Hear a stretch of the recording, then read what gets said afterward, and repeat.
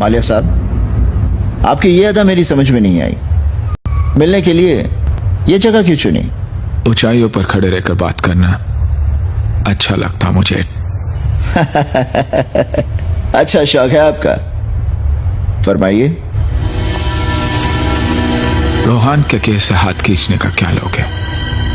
कितना चाहिए बोलो। मैं जानता था कि मैं आपको एक दिन इस हालत में लाके खड़ा कर दूंगा। आपने अपनी बाजी खेल ली मिस्टर मालिया, अब कानून अपनी बाजी खेलेगा। कानून क्रेजी। सिंधिया, ये बाजी खेलकर तुम्हें कुछ मिलने वाला नहीं। जिंदगी में आज तक मैं हारा नहीं और जीतूंगा मैं अब भी। देव मालिया से हाथ मिलाओगे तो नुकसान से बच जाओगे।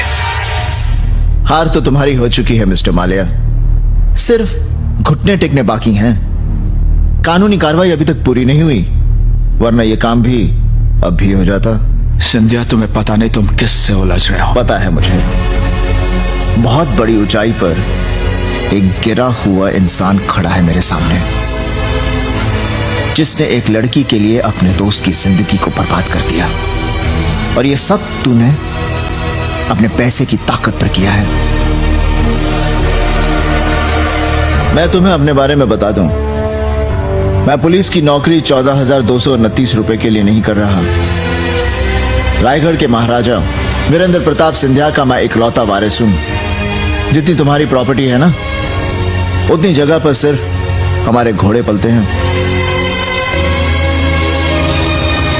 मिस्टर मालिया, अब आप अपनी दौलत के नशे से बाहर निकलिए और जेल की जिंदगी जीने की आदत डालिए, क्योंकि जेल में देव मालिया हो या फकीर, दोनों को सोने के लिए 6x3 की कोठरी और एक जैसा कंबल मिलता है।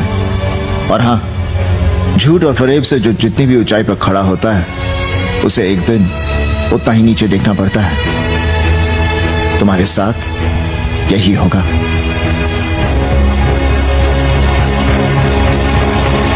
और हां, कहने की जरूरत नहीं। आप जो कह रहे हैं वो होने वाला है। राइट? Right, good.